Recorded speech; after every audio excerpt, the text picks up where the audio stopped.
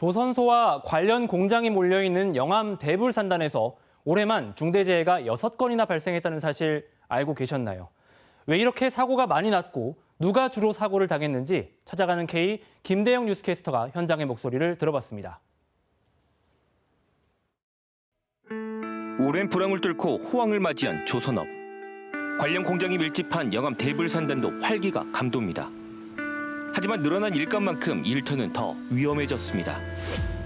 여러 차례 겪은 동료들의 죽음, 노동자들이 생명을 운에 맡기는 이유입니다. 내일은 보내라도 죽을 수 있겠다. 여기서 일하는 동안 운이라 생각하기 때문에 가족들은 안 이렇죠. 제 뒤로 보이는 선박 한 척을 만들기 위해선 수많은 노동자들이 힘을 모아야 됩니다. 특히 다양한 분야에 걸친 하청 노동자들의 조력이 필수적입니다. 그러나 이면에는 가슴 아픈 희생이 뒤따르고 있습니다. 올해만 대불산단에서 한 달에 한두 명꼴로 사망 사고를 당하고 있습니다. 왜 이런 일이 반복되는지 직접 확인해 보겠습니다. 영암 대불산단에서 선박 구조물을 제조하는 A업체. 멈춰선 지게차 주변으로 119 구조대 차량도 눈에 띕니다. 지난 23일 오전 9시쯤 이 공장에서 40대 하청 노동자 최모 씨가 지게차에 깔려 숨졌습니다. 철판을 싣고 움직이던 지게차 운전자가 최 씨를 발견하지 못해 사고가 난 것으로 보입니다. 경찰은 현장에 안전관리자가 있었는지 안전수칙이 지켜졌는지 등을 조사하고 있습니다. 저는 저희 아빠가 왜 죽어야 하는지 모르겠어요. 대불산단에선 2023년 5월과 8월에도 지게차 사망 사고가 났습니다. 단독 작업하는 과정들 속에서 집중하다 보니까 주변의 인원이 노동자가 지나가더라도 파악하지 못하다 보니까. 하지만 이번 사고는 단순히 위험한 작업 환경의 문제만이 아니라는 지적이 잇따라 나옵니다. 무엇보다 조선업의 고질병으로 꼽히는 다단계 하도급 구조가 사고에서 고스란히 드러납니다. 사고가 난 곳은 A업체. 하지만 지게차 운전자는 A업체 하청을 받은 B업체, 즉 1차 하도급 업체 소속이었습니다. 여기에 숨진 최 씨는 또 다른 1차 하도급 업체 하청을 받은 C업체, 즉 2차 하도급 업체 대표였습니다. 하도급 구조의 최하단에 있는 C업체 같은 곳을 조선업계에선 물량팀이라고 부릅니다. 일감이 있을 때마다 부정기적으로 꾸려져 특정 공정을 담당하는 역할입니다. 최 씨는 업체 대표였지만 사실상 물량팀의 팀장 역할로 1차 하도급 업체와 원청의 지휘를 받으며 일한 것으로 전해졌습니다. 일감이 있을 때마다 일터를 옮겨 다니는 물량팀 노동자들은 빠듯한 공기를 맞추기 위한 속도전이 일상이라고 말합니다. 시간이 돈인데 물량팀은 같은 시간 안에 일을 많이 해야 되는데 이게 위험하니까 바꿔주려고 바꾸는 동안 작업이 안 되잖아요. 이 사람은 계속 고용할 이유가 없죠. 작업 속도를 올릴수록 사고 위험은 높아질 수밖에 없습니다. 하지만 물량팀 노동자들은 4대 보험 미가입률이 높아 최소한의 보호장치도 없는 경우가 많습니다. 웬만한 사고는 산재 처리조차 안 된다는 게 이들의 이야기입니다. 사망사고만 지금 보고돼서 그렇지 돌출사고 같은 거 보고도 안 되잖아요.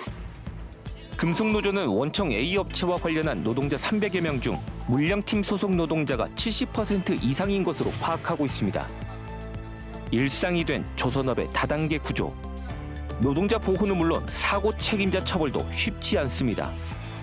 중대재해 구조적 원인은 명확합니다. 다단계 불법 하도급, 위험의 외주화, 원청 경영 책임자의 무책임, 고용노동부의 부실 감독 때문입니다. 조선업 특유의 다단계 하청 구조 그리고 복잡한 인력 고용 형태가 산업재해 사고 위험을 키운다는 지적은 어제 오늘의 일이 아닙니다. 이런 상황에서 산재 피해는 하청 노동자들에게 집중되고 있습니다. 지게차 사고가 나기 불과 엿새 전 서남권 최대 조선소인 HD 현대사무중공업에서 발생한 추락사고.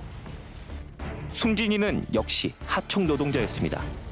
사다리에서 작업하다 내려오며 계고부에 덮개를 밟았는데 덮개가 2.7m 아래로 떨어지며 함께 추락한 겁니다.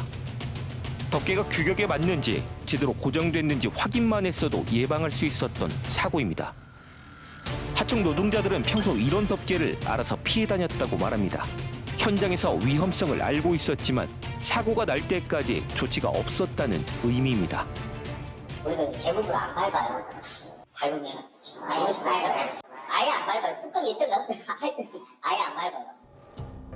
노동청 집계 결과 최근 3년 동안 대불산단에서 숨진 노동자는 10명.